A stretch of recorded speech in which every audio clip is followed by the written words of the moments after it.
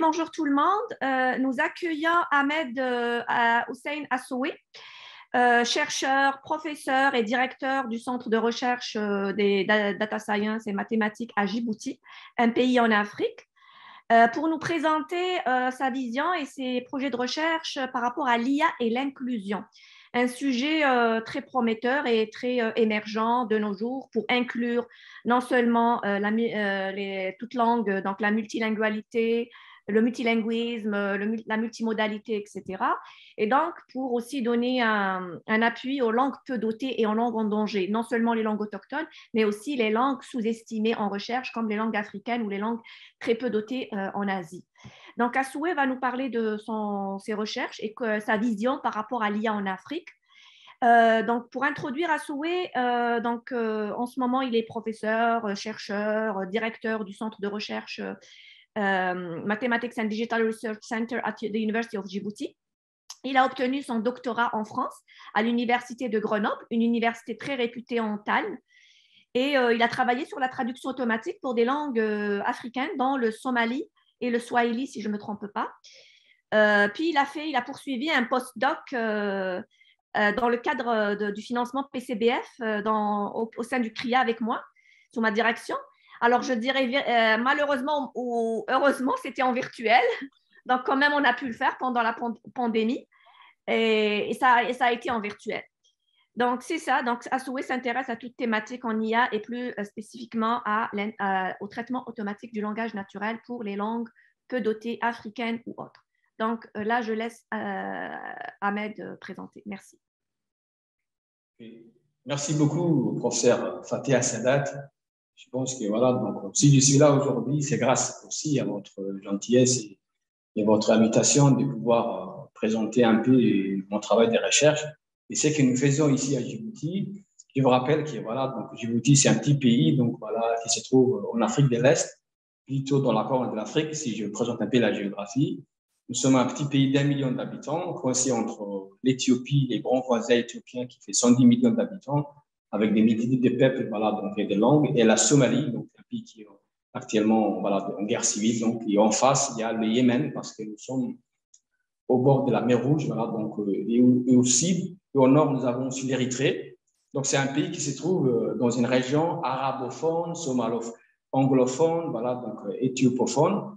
Et la spécificité de Djibouti, c'est qu'en fait, c'est l'un des rares pays de cette région qui appartient à l'espace francophone, comme le Canada d'ailleurs, ou bien le Québec.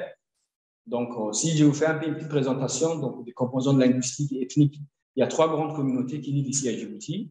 Il y a les communautés somalies, donc, qui parlent, c'est la communauté la plus importante, environ 70% de la population.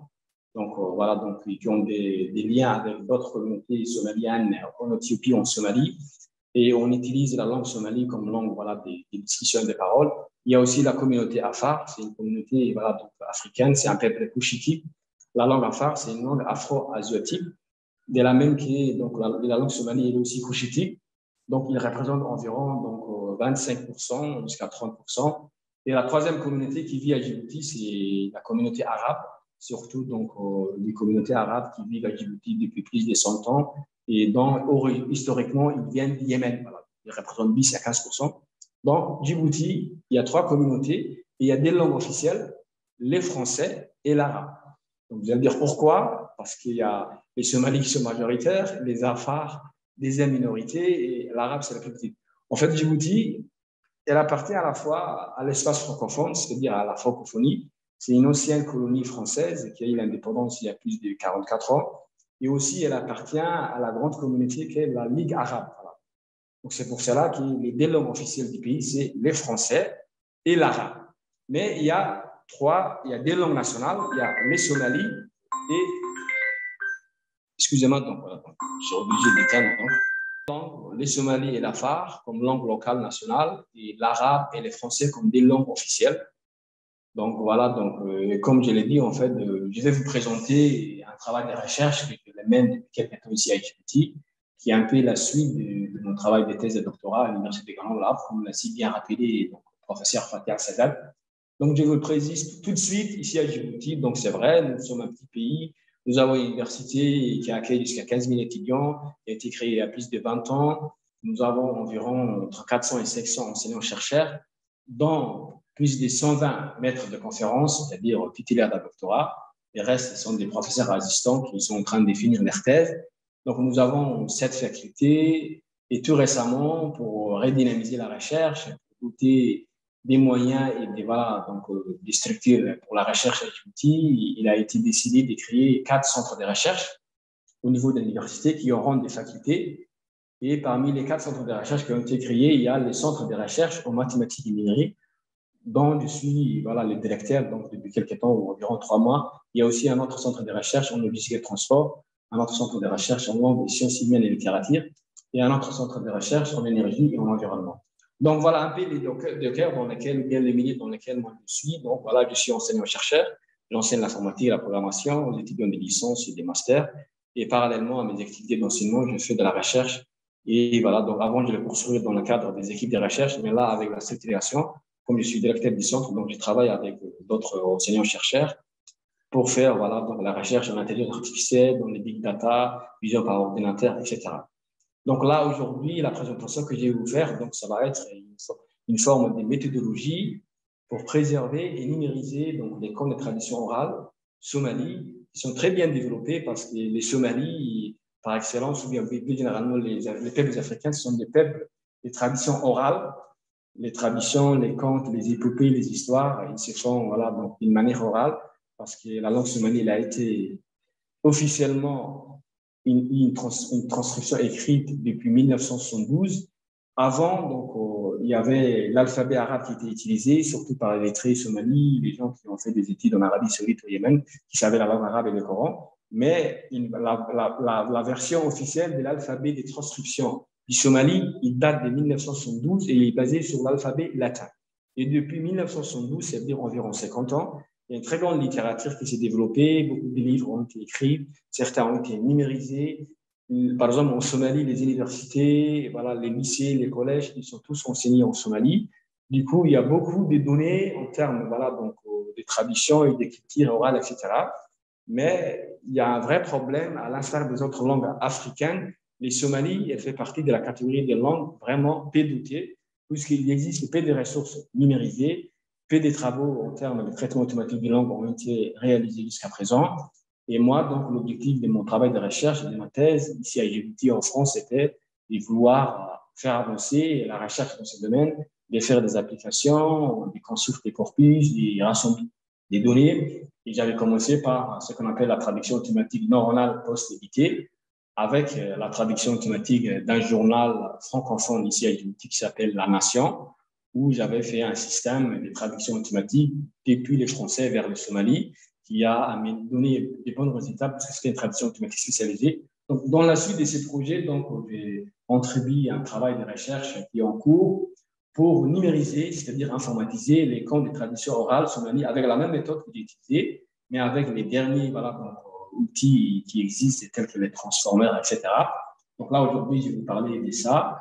Donc, j'avoue que ce n'est pas un sujet très innovant par rapport à ce que vous faites au Centre de recherche en intelligence artificielle à l'ICAM, ou bien par rapport à ce que vous faites d'une manière générale au Canada. Mais quand même, le fait de présenter, ne serait-ce que un petit peu, nous, ça nous intéresse de présenter ce qu'on fait, même si on n'est pas au même niveau que les Canadiens ou bien les Américains du Nord. Mais ça nous permettra aussi d'avoir des partenariats, de pouvoir discuter avec des gens qui sont plus en avance par rapport à nous, de créer des partenariats, et surtout avec ma nomination en tant que directeur, donc je suis plus intéressé d'écrire un partenariat ou bien de la coopération sur ce domaine.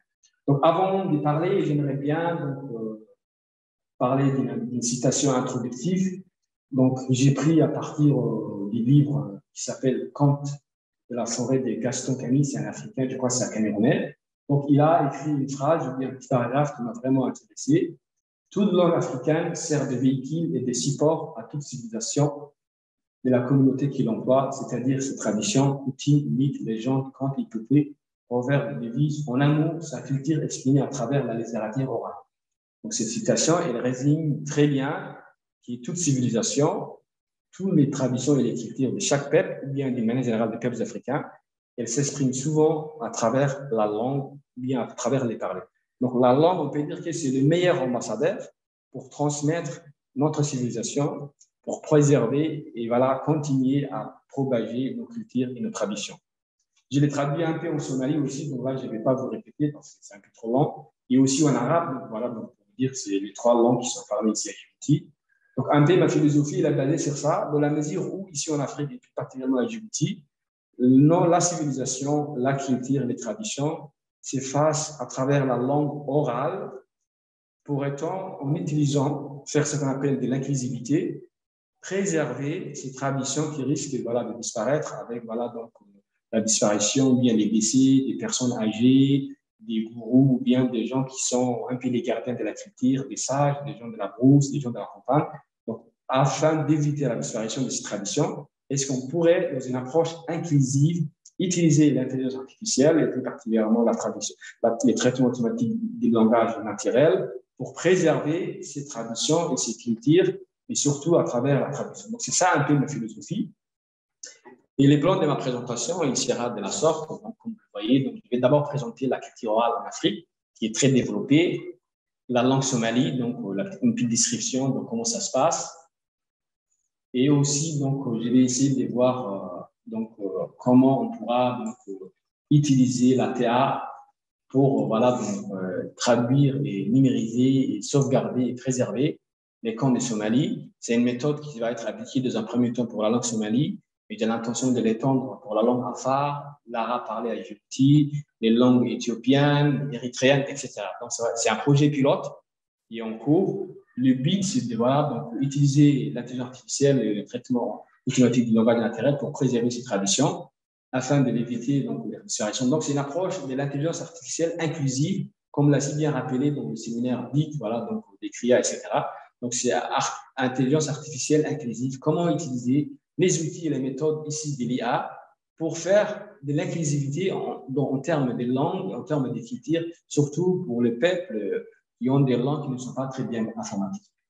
Donc, si on parle un peu de la culture orale en Afrique, je vous rappelle que l'Afrique, c'est un continent qui est riche en culture, contrairement à ce qu'on voit. Généralement, lorsqu'on regarde voilà, les télévisions, on regarde les reportages sur Internet, la première impression qu'un occidental, bien qu'une personne extérieure à l'Afrique, va avoir l'impression, c'est qu'en fait, il y a la pauvreté, il y a la guerre, mais il y a quand même des choses positives en Afrique. C'est qu'en fait, ici en Afrique, nous avons une riche culture, nous avons des riches traditions très bien développées, qui datent des siècles, voire des millénaires, et qui méritent d'être bien étudiées et bien préservées pour que, en tout cas, cette richesse puisse aussi profiter à toute l'humanité, que ce soit aux Européens, voilà, aux Américains, aux Canadiens, etc. Donc, si on parle un peu des langues, l'Afrique est le seul continent par le nombre de langues parlées. D'après Ethnologue, il y a 2134 langues parlées en Afrique, donc c'est beaucoup, hein, c'est presque un tiers des langues parlées au niveau mondial. Et il y a 1,3 milliard d'habitants qui habitent en Afrique, c'est un peu plus des Chinois. On peut dire que l'Afrique est un peu beaucoup plus. Il y a plus de population en Afrique qu'en Chine. Et je me rappelle aussi, en termes de superficie, l'Afrique, c'est 45 millions de kilomètres carrés, ça veut dire c'est l'Europe, l'Asie, la Chine, ainsi que la Russie. Donc, c'est un grand pays avec beaucoup de peuples, beaucoup de langues. Et tout ça mérite que voilà, donc les chercheurs, voilà, les universitaires, les laboratoires puissent donner une certaine importance à ce que les peuples qui vivent dans ces continents, malgré la pauvreté, malgré la guerre, malgré les difficultés quotidiennes qu'on a ici en Afrique, de préserver on voit la culture, les patrimoines naturels de ces peuples pour l'héritage et pour le futur et afin de tirer des leçons et voilà, donc, transmettre ça aux Africains et aussi aux autres peuples frères et amis. Voilà. Donc cette culture riche et orale, voilà, donc elle est très bien développée, il y a une certaine diversité et il y a un vrai problème d'informatisation des langues d'Afrique puisqu'en fait, il y a peu de ressources linguistiques numérisées en Afrique. On n'a pas beaucoup de corpus tels que les tribanques, voilà, donc, en français, en anglais, ou bien le WordNet, ou bien, etc., les thésauristes. Donc, ces genres d'outils n'existent pas encore en Afrique. Et même s'ils existent, ils existent en très petite quantité. D'où, donc, il y a ce qu'on appelle une fracture numérique en termes d'accès à l'information, en termes d'accès aux données, pour développer des outils qui vont permettre à ce que voilà, donc les langues et les cultures africaines puissent être préservées. Donc voilà, celle-ci voilà, pose un réel problème, il y a un danger quant à la disparition de ces traditions orales en Afrique. Donc voilà, donc il y a aussi un autre problème. Depuis les années, voilà, depuis le 19e siècle, comme vous le savez, tout le continent africain a été colonisé par les Français, les Anglais, les Portugais, les Espagnols, etc. Donc, et cette colonisation a imposé donc, des nouvelles langues, des nouvelles cultures. pratiquement tous les pays africains, les langues officielles, ce sont des langues qui sont européennes, qui ne sont même pas africaines. Donc ça aussi, ça pose un problème pour, voilà, donc, pour continuer à travailler sur les langues africaines, même si, par exemple, il y a la Somalie, il y a l'Éthiopie, il y a le Kenya, il y a certains pays africains, l'Afrique du Sud, qui ont imposé donc, leur langue nationale, ou bien qui ont choisi une langue. Donc ça aussi, c'est un problème politique, donc ce n'est pas le travail des chercheurs. En tout cas, le fait que les Africains n'ont pas la possibilité d'apprendre dans leur langue maternelle fait partie aussi des obstacles et les freins pour voilà, donc, numériser les langues africaines, pour créer plus de ressources et plus de données langagières pour ce qui est la majorité des curricula et des cursus universitaires ou bien scolaires sont basés sur l'anglais et les français, les portugais, certains en arabe. Voilà, donc, et ça pose vraiment un problème en termes voilà, des quantités de données qui sont disponibles. Donc, il y a depuis quelques années, voilà, une vingtaine d'années, il y a des mouvements voilà, donc, au niveau international, que ce soit au niveau de l'UNESCO ou bien au niveau de l'Union africaine, qui militent à ce que les patrimoines oraux, bien les patrimoines matériels africains puissent être préservés. Donc, il y a une convention de l'UNESCO qui a été faite voilà, donc, le 17 octobre 2003 et qui portait sur la sauvegarde du patrimoine immatériel mondial, y compris africain. Donc, et parmi les objectifs de cette convention, il y avait la sauvegarde du patrimoine culturel immatériel, y compris les langues, les respects du patrimoine culturel immatériel des communautés, des groupes, des individus, la sensibilisation au niveau local, national, etc. Donc ça, c'est quand même une certaine volonté politique qui est venue de la part des dirigeants de l'UNESCO pour dire que voilà, il faudra globaliser la préservation du patrimoine. Ça ne va pas être seulement les rôles des pays voilà, développés qui ont plus de moyens. Il faudra que ce soit une approche globale, mondiale. Et il faudra que aussi les pays du Nord puissent financer, aider s'il y a des projets qui ont pour objectif de préserver les patrimoines culturels et immatériels des pays africains. Donc, il y a aussi la charte africaine culturelle qui a été adoptée le 23 janvier à Khartoum, au Soudan, par le chef d'État des pays africains, voilà, donc, qui affirmait clairement qu'il faudra doter les peuples africains des ressources nécessaires pour faire face à la mondialisation, pour préserver et promouvoir le patrimoine culturel africain à travers la conservation, la restitution et la réhabilitation. Donc, tout ça, ce sont des bonnes idées, des bonnes actions qui méritent, qu'il faudra bien l'appliquer au niveau universitaire, au niveau recherche et au niveau des associations, de telle sorte à ce qu'il y ait d'ici une dizaine, vingtaine d'années. Donc voilà, on a la possibilité d'avoir des thésauriers ou bien des bases de données langagières qui vont permettre à des chercheurs, à des étudiants de poursuivre voilà, donc les travaux qui ont été faits pour les autres langues bien dotées. Donc ça, c'est un peu l'approche globale qui concerne un peu les continents africains. Maintenant, je vais vous parler un peu du Somalie. Donc, c'est quoi le Somalie? Donc, c'est une langue africaine. Elle fait partie des 10 premières langues parlées en Afrique. Donc, les gens ne connaissent pas. Donc, il y a 23 millions de locuteurs qui parlent les Somalis. Donc, c'est un peu environ 25 millions. Donc, c'est une langue transfrontalière dans la mesure où elle est parlée dans plusieurs pays. En Somalie, en Éthiopie, au Kenya, il y a Djibouti déjà, il y a 4 pays frontaliers dont cette langue est parlée. Donc, ça veut dire que la communauté est un peu éparpillée. Donc, l'idée serait peut-être de réunir tous ces peuples, mais à cause de la colonisation, donc, il y a eu des répartitions voilà, territoriales qui n'ont pas tenu compte des critères ethniques voilà, et linguistiques, etc. En tout cas, ça, c'est. Voilà. Donc, et les Somalis, il fait partie des langues très faiblement dotées, d'après la classification de Vincent Berman. Il existait peu de ressources en traitement automatique des langages naturels pour le Somalie. D'après les données que j'ai récoltées, il y a encore plus une langue de 4 millions de mots qui a été fait par un professeur à l'université de Saint-Louis aux États-Unis. Récemment, dans le cadre d'un projet de recherche des pays scandinaves, la Norvège, le Danemark et la Finlande, il y avait un projet qui des Éthiopiens et des Somaliens ont réussi à créer un grand corpus en langue de 80 millions de mots. Donc, il y a pas mal de choses qui ont été faites, mais c'est à l'état de l'art, ce n'est pas quelque chose où on peut dire que ça va permettre de numériser beaucoup de données, de faire beaucoup d'applications. Donc, si on parle un peu de la répartition géographique des locuteurs somalis, donc après un tableau que j'ai fait moi-même, on peut dire que les Somalis, il est parlé dans 27 pays, et dont même les Canada. Le Canada, il est par exemple à la 10e position. Donc, j'espère que voilà, depuis 2019, les données sont changées. Mais en 2019, il y avait environ plus de 60 000 locuteurs somalis qui vivaient au Canada, majoritairement dans la partie anglophone, Ottawa, etc., Toronto, donc dans la partie anglophone. Donc, c'est pas peu de 60 000, donc c'est beaucoup quand même. Hein. Donc, le pays où il y a le plus de locuteurs, comme vous pouvez s'attendre, c'est la Somalie, environ 15 millions, l'Éthiopie, 5 millions, le Kenya, 2,5 millions, et Djibouti, un peu plus de 500 000, les Yémen, après les États-Unis, etc. Donc, vous pouvez voir qu'il y a grâce à l'immigration et à la diaspora somalienne qui s'est créée à travers le monde, les Somalis, c'est une langue qui est parlée dans beaucoup de pays à travers tous les continents. Il y a même des Somaliens qui vivent en Australie, en Nouvelle-Zélande, etc. Donc, un peu, donc voilà, à cause de la guerre civile en Somalie, il y a beaucoup de Somaliens qui sont partis et qui se sont exilés, immigrés. Donc, et ça aussi, ça pourrait être un avantage dans la mesure où ces communautés vont vivre dans des pays développés ou des systèmes éducatifs des pays développés ou les laboratoires. Donc, peut-être ce serait bien aussi que ces gens-là puissent voilà, donc, profiter de cet environnement pour qu'ils aient la recherche et le développement pour voilà, donc, un peu travailler sur la langue. Il y a déjà pas mal de gens, mais il n'y a pas une communauté organisée dans ce sens. Donc voilà, je vous donnerai un exemple, donc, surtout pour la transcription. Donc là, vous avez un petit tableau où la partie à gauche, c'est les segments en français et la partie à droite, c'est les segments en somalie. Donc là, par exemple, si je voulais un peu le premier segment, c'est jeudi 10 février 2022. Donc ça, c'est la partie française. Et la partie somalienne, ou bien Somalie, donc si je vous parle, en fait, c'est Khamis. Donc Karash, ça se prononcera comme l'arabe, Khamis, Tobanka, Febraio et Sanatra 2022. Donc là, comme vous le voyez, l'alphabet, c'est latin, c'est pas trop compliqué, il n'y a pas des caractères un peu bizarres ou bien avec des accents bizarres. Donc ça aussi, c'est un avantage. Si on fait le traitement automatique, on peut utiliser les mêmes outils de tokenisation pour les français et l'anglais. Ça aussi, c'est un avantage. Donc c'est à l'alphabet latin, ça a été décidé en 1972 par les gouvernements somaliens de Mohamed Siad Barre, qui a préféré l'alphabet latin par rapport aux autres alphabets qui étaient l'alphabet arabe, et un alphabet un peu endogène qui était un mélange entre l'alphabet des Guézés éthiopiens et un autre alphabet arabe. Donc lui, il a imposé cet alphabet pour des raisons à la fois techniques, mais aussi pour des raisons idéologiques, parce qu'il faisait partie du bloc un peu voilà, socialiste et il croyait plutôt à ça.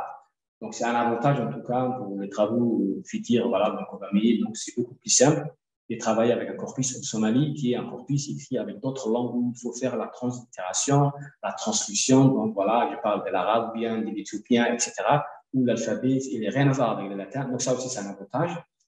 Donc, voilà, après, donc, si on rentre un peu dans le sujet, l'objectif de ma présentation et des projets que je mène, c'était en fait de présenter une méthodologie qui va nous permettre aux chercheurs africains ou bien des pays du Nord de numériser pour préserver les traditions orales. Donc, pourquoi numériser les comptes de tradition orale? Donc, c'est une question que je me pose et beaucoup de gens peuvent me poser. D'abord, il faudra répondre aux besoins de préserver les comptes de tradition orale de Somalie afin de perpétuer cette culture, surtout chez les jeunes djiboutiens. Je vous rappelle qu'ici à Djibouti, c'est vrai que la majorité des gens ils parlent le somali, mais à l'école, depuis la maternelle jusqu'à l'université, on parle et on travaille, on étudie en français. Parfois, même certains élèves ou bien certains jeunes djiboutiens parlent en français à la maison avec leurs parents, dans les quartiers. Donc, il y a un vrai problème d'acculturation. Donc, on peut rencontrer un djiboutien qui dit qu'effectivement, je suis somali, mais qui est incapable d'écrire voilà, un paragraphe en somali. Donc, ça aussi, c'est un problème. Et par exemple, moi, je me rappelle, il y a une trentaine d'années, il y a une vingtaine d'années, lorsqu'on était jeune, il y avait des émissions à la radio où on nous parlait des histoires et des contes en Somalie. Donc ça aussi, donc maintenant, ça n'existe plus puisqu'en fait, les jeunes, voilà, ne s'intéressent plus à la radio, ils sont plutôt connectés aux réseaux sociaux. Donc l'idée de faire des applications qui vont utiliser l'étal avec la traduction, c'est aussi de permettre à ces jeunes qui sont un peu déconnectés de leur culture d'origine, qui sont très branchés à Internet, qui sont très branchés à la langue française ou bien à la langue anglaise, d'avoir accès à des outils qui vont leur permettre d'apprendre aussi leur culture en français, en anglais, en arabe, et surtout, voilà, donc, savoir un peu en quoi consistait, voilà, la culture somalie, les traditions, à travers les histoires et les contes qui étaient racontés, voilà. Et pour cela, il faudra constituer une communauté de web des Djiboutiens, c'est-à-dire des gens qui vont faire la transcription des contes et des traditions orales, qui vont améliorer la tradition spécialisée, et faire ce qu'on appelle l'extraction. Donc, pour numériser, donc, il faudra aussi constituer une communauté de web voilà, qui vont faire la transcription des comptes traditions orales, qui vont améliorer la traduction spécialisée parce qu'on va utiliser ce qu'on appelle la post-édition à travers la mise en place des systèmes de traduction automatique généralistes. Il faudra corriger, possibilité, parce que je vous rappelle qu'il n'existe pas encore un système de traduction automatique voilà, efficace, et généraliste et avec des grandes quantités de données. Les seuls systèmes de traduction automatique qui existent pour le somali, c'est la traduction automatique de Google Translate, sauf que je précise bien que Google, pour traduire, par exemple, 10 Français vers les Somalis, ou bien 10 Somalis vers les Français, il passe par l'anglais. Parce qu'il y a plus de données anglais-somali que des données français-somali. Et nous, dans le cas des Djiboutiens, nous sommes un pays francophone. Ici, on apprend les Français. Les gens, ils parlent français et somali. Donc, ce serait bien aussi, à travers ce projet, d'augmenter la quantité de données ou bien des corpus bilingues français-somali. Parce que pour l'anglais, il existe beaucoup. Google, on a déjà, les Américains ont déjà, Donc, les Anglais ont déjà, mais pour la côté français ou bien côté francophone, les données bilingues français-somali sont très petites. Donc, c'est pour ça que j'ai bien insisté pour la traduction français-somali des codes de traduction orale. Donc, voilà. Donc, la première méthode, ça va être de créer un premier corpus bilingue français-somali à travers la numérisation des ouvrages qui portent sur les codes de traduction orale. Et je vais identifier que les dispos, certains sont en format numérique, d'autres en format papier. Donc, il faudra les numériser, les scanner, les convertir en format acceptable, faire un pré-traitement de telle sorte à ce qu'on a à la fin un corpus bilingue des grandes copies de données. Et pour ce qui est du corpus bilingue, comme je vous ai dit, donc, je l'ai téléchargé depuis la toile. Donc, depuis voilà, ma thèse, j'ai réussi à récupérer plus de données. Donc, actuellement, je suis à jusqu'à 100 millions de mots en langue isomalique. Donc, c'est une grande quantité. Voilà, donc. Et après avoir constitué un corpus bilingue français-somali qui porte sur les contes de tradition orale, à partir des livres et voilà, des données numériques qui disposent actuellement, et après avoir utilisé voilà, donc, la traduction neuronale donc, avec l'approche transformère et autres, il faudra aussi prévoir un mécanisme pour évaluer la qualité de ces corpus. Voilà, donc. Et pour cela, donc, j'ai prévu un premier mécanisme qui va être évaluer les corpus post-édités. Après avoir mis en place un système de traduction automatique neuronale, on va donner d'autres données qui ne disposent pas d'un corpus bilingue, par exemple un texte qui est écrit en français ou bien en somali, par exemple, qui parle des contes. On va essayer de les traduire. Et notre premier système de traduction automatique à l'état de l'art des contes somali va nous proposer une traduction. Afin d'améliorer et d'enrichir la qualité de ces systèmes spécialisés, nous allons proposer à ceux qui ont la communauté web puissent annoter, post-éditer et évaluer à partir voilà, donc, les Égyptiens qui sont bilingues, français, somali, et qui ont un bon niveau, donc voilà, donc, des langues, quoi, et qui ont un bon niveau universitaire. Voilà, l'objectif, c'est d'évaluer la qualité de ces corpus pour donner voilà, donc, une certaine crédibilité donc, à la qualité du travail qui va être fourni avant de les soumettre et de les proposer au grand public. Voilà, donc et pour la construction des corpus bilingues, il y avait donc mis quelques critères. Premièrement, il faudra définir et choisir un sous-langage. Donc là, dans notre cas, ça va être compte pour enfants populaires. Il faudra prévoir un espace web pour stocker les données. Deuxième étape, il faudra sélectionner les ouvrages. Donc jusqu'à présent, donc, j'ai réussi à choisir et à numériser 50, donc voilà, donc, une dizaine d'ouvrages, et pour chacun minimum donc 50 pages. Voilà, donc, il faudra que le niveau de compréhension ne soit pas trop difficile. Parce que plus, voilà, donc, certainement, comme vous le savez, comme nous sommes un peuple de tradition orale, il y a des textes voilà, orales donc, qui ont la forme d'une poésie ou bien des allégories qui sont même très difficiles, par exemple pour moi, voilà, de comprendre. Et ça sera encore difficile qu'on puisse trouver des gens qui vont les traduire en français. Donc, le niveau de compréhension, dans un premier temps, on ne va pas être trop ambitieux, ça va être un truc simple, c'est-à-dire un vocabulaire qui n'est pas très compliqué, où la possibilité de les traduire et de l'améliorer vont être voilà, acceptables. Donc voilà, sinon on ne va pas faire de la littérature somalienne qui est très difficile et comme c'est un peuple oral, il y a beaucoup de mots, donc, et même voilà, donc, les plus lettrés parmi nous auront du mal à les traduire voilà, en anglais ou bien en arabe ou en français à cause de la difficulté. Voilà, donc, voilà. Et après, donc voilà, donc on va utiliser Google Translate comme système de DTA avec l'approche GNLT, c'est celle disponible. Voilà, donc, je sélectionne aussi une plateforme pour faire ce qu'on appelle la post-édition. C'est une plateforme qui existe et voilà, où il y a des projets de recherche sur le données.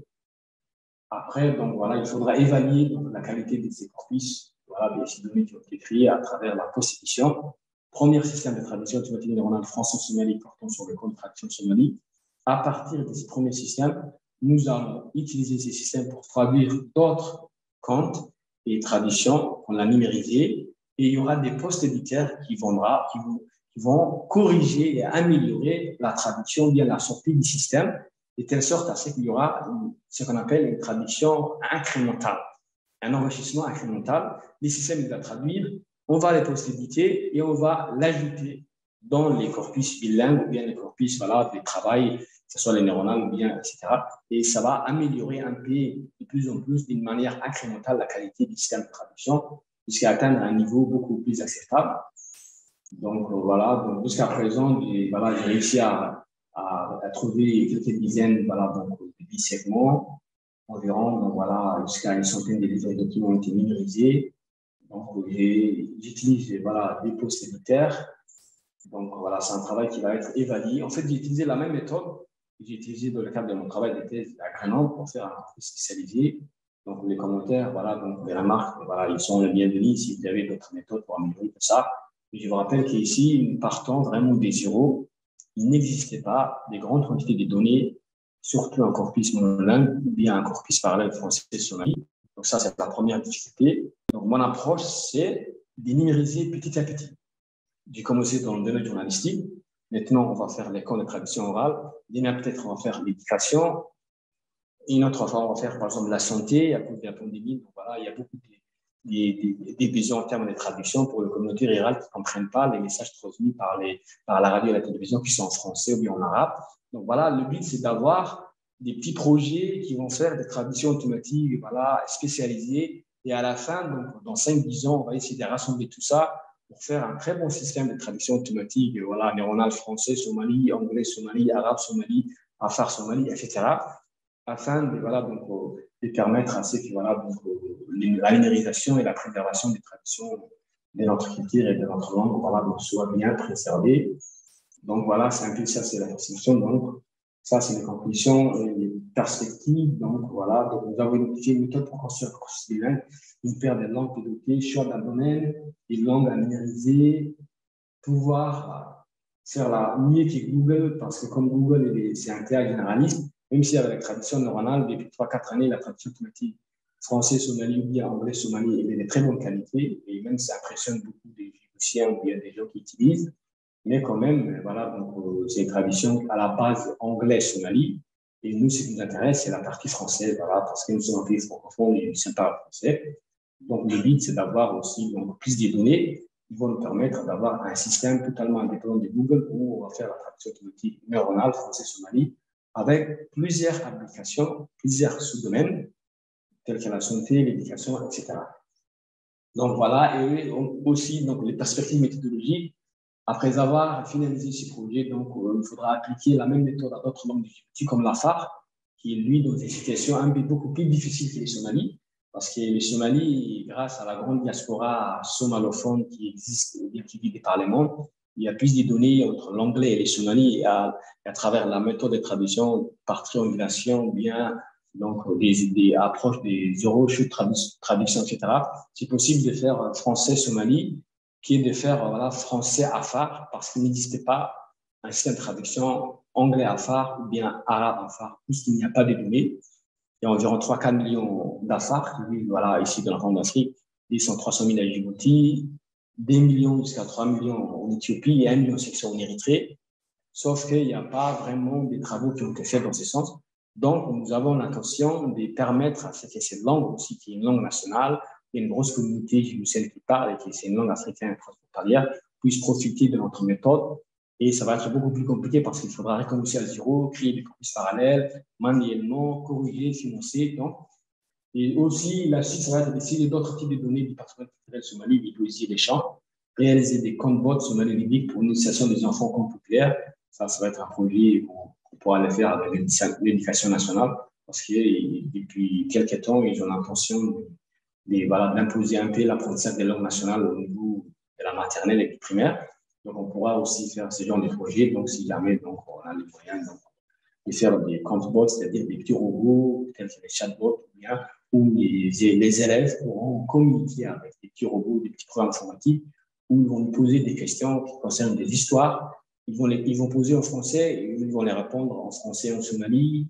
Il y aura aussi l'aspect audio, etc. Donc, c'est un projet pour voilà, donc, faciliter l'accès voilà, aux traditions, voilà, aux cultures voilà, autochtones ici à Djibouti à travers l'intelligence artificielle et généralement la traduction automatique, celle-ci. Voilà. Donc, voilà, donc, je vous remercie donc, voilà, de votre patience. Voilà, donc, ce n'était pas vraiment quelque chose de peut-être innovant pour certains d'entre vous, mais je vous rappelle qu'ici à Djibouti, ces genres de projets, c'est quand même quelque chose qui est très intéressant, puisque ça touche un peu à notre culture, ça touche à notre identité, et donc ça intéresse beaucoup voilà, donc, nos responsables. Et on aimerait bien, j'aimerais bien, nous, un partenariat. Dans un premier temps, j'ai déjà des relations de partenariat à travers mon professeur voilà, Fatia Sadat. Donc voilà, donc, si vous avez des méthodes ou bien des ressources ou bien une autre approche différente pour aller plus vite, pour faire tout ça et d'autres choses, donc vous êtes les bienvenus. Donc, je m'arrête jusqu'à là et donc je suis ouvert voilà, à vos questions. Voilà. Merci beaucoup.